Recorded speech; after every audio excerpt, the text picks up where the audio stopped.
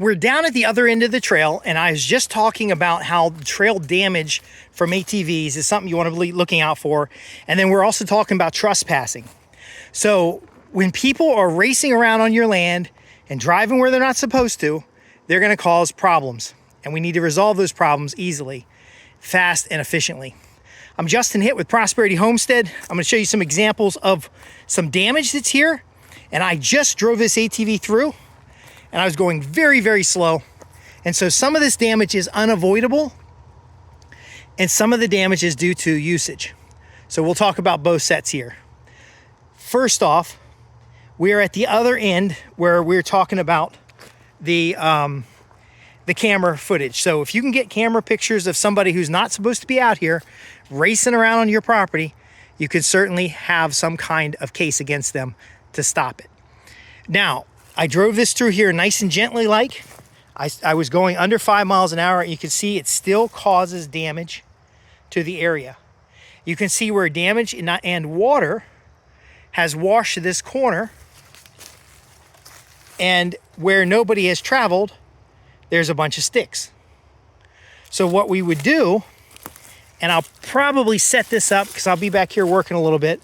What we're gonna do is we're going to build a platform or placarding to give the ATV wheels a little bit of traction, and so that they don't tear the ground up too much. So we want to be upslope a little bit on these trails, especially these contour trails. So if there's any erosion, it goes downhill, but we haven't rode in down here, so it'll kind of slow and spread the water.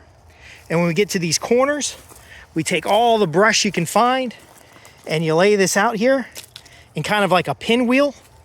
Now these trees here, I had girded these trees in the past because we were going to use them as posts, and you can see that they got mushrooms in them now. So I don't have the tools with me right now. See some mushrooms. I would cut these down and cut them into probably 6-foot sections and just lay them all down next to each other. Now you can see how the ATV kicks up rocks. Those rocks are just going to fall into the low spots. But by padding out the low spots with this shredded wood, and by the way, yes, it does seem like a little bit of work to do, but God forbid you keep the trails all nice and neat so that you can enjoy them for years to come, because otherwise, if you get erosion here, you got to get a truck back here to fix this stuff. So we lay all this stuff out, and we just keep laying it. And I know what you're saying. You're saying, well, somebody come flying down here and hit that stuff, they're going to get hurt. Yep, probably. And that's why everybody who's authorized the ATV back here has a strict limit of 5 to 10 miles an hour. 5 mile an hour on the trails, 10 mile an hour on the road. And we all stick to it because we don't want to get a stick up our ass as we come blazing around a corner. And I'm pretty serious about the damage that can be caused, but this damage could easily also be caused by horses. We don't have any horses back here. But if we did have horses won't walk across this. So it needs to be better. Now, once all this is cleaned up and we pinwheeled all the materials out, if somebody did have a horse down here, they could walk the horse around on this outside area, and it would cause no harm, no foul. But let me just get a brief demonstration up here about how this is going to work. And we're looking for big stuff. We're looking for logs. And we're basically just covering up the area that's getting damaged. Now, most people will just not drive over it, and you would fill it in better than this. But if you drive over this nice and slow, it gives a little bit of traction, prevents you from kicking up all this dirt, because even though I'm going slow, you can see some of it's kicked up. And then you can see where whoever's been going up and down these hills is always going up and down the same spots. And so we would have 3 tracks or 4 tracks, and we would alternate between the tracks so that our wheels are not always in the same grid.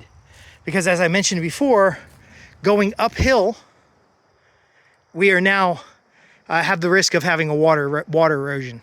So as we clean up these trails, you can see trees that have died, that either I girded and meant to cut them down for poles or firewood. They get cut, you take the firewood pieces, you take all the brush and all the surplus materials, And I'm not going to carry it all the way down the hill. I'm going to go ahead and just lay it down across the tracks like this as we go up the hill. And all my brush materials would just be in the trail. And so as we go over it slowly, we're not going to kick up all the brush, but we can start pulling down the dead trees. We can start pulling out the brush, and rather than it being on the sides here, it will be out in the trail, and we'll just keep crushing it down, and it will become part of the foundation. Like I said, instead of the sides, I'm pulling it all out in the trail. So all this brush that couldn't otherwise be used as firewood or otherwise could not be used as in some kind of useful material. And by the way, when you have brush, put the brushy end down the bottom like that. But all this becomes trail base. So now a person walking through it has enough sense not to walk over the sticks. A deer walking through it, it don't care. It steps over this stuff all the time.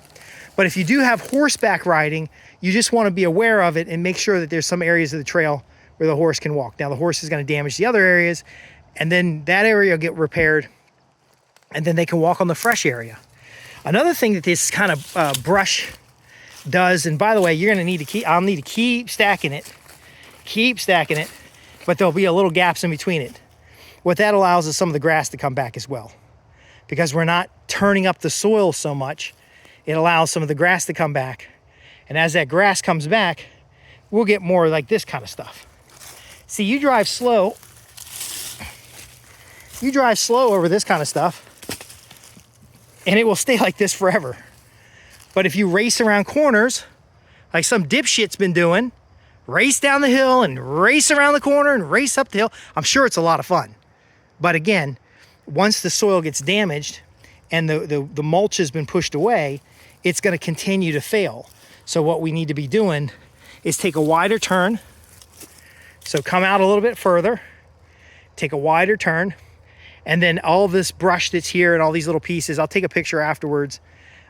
They'll get laid out in a fan on this corner, and it'll kind of cover up the spot that's been damaged.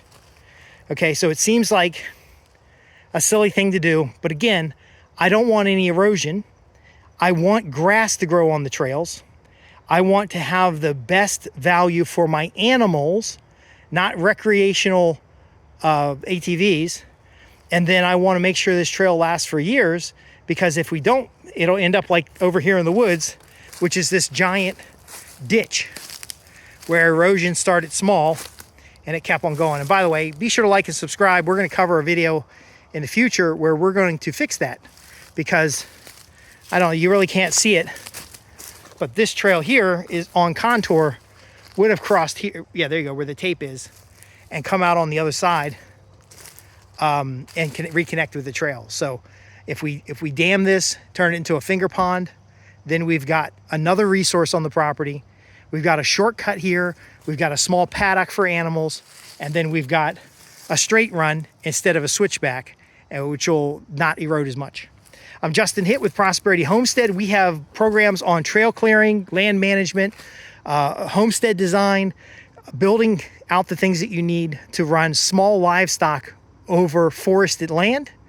And as things progress, we're going to show you how these trails maintain and how we're going to end up with beautiful grassy trails through here, farm roads, rather than erosion problems and mud and all the things you don't want on a piece of land. We're also practicing biosecurity, and so doing things like this and putting these sticks in place, we do not want any exposed soil anywhere on this acreage. And so this will also help cover some of that soil and hopefully get it back, because when these things rot down, they're going to be part of the trail here. Now remember, and I'm telling you right here, this is the disclosure in case you're the jerk off that's flying around back here. You run over these fast, they will pop up and they'll stick you. Okay, so this is meant for slow and steady, not fast and idiotic. And that's what we're trying to stop, is people really destroying stuff that isn't theirs. Anyway, Justin Hitt, Prosperity Homestead. Thanks for watching, and we'll keep you up to date on this particular repair, as well as over time, because I'm not going to spend all day doing this, over time how we add to it and clean up these areas, because eventually I want grazing land back here. I want nice open clean trails with clear backstops. I want good, strong, healthy wildlife. Thanks for watching. Ask your questions at www.prosperityhomestead.org.